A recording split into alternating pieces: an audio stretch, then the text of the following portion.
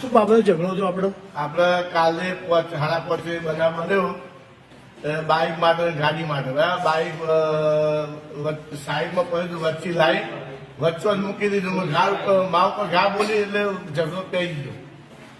શું બાબતે ઝઘડો હતો આપણને? એ બાઇક બાબત થઈ ગયો. બાઇક માટે. કેટલા માણસ હતા? કાલે 2 હતા અને એક જતા રહ્યા. આજે કેટલા માણસ હતા?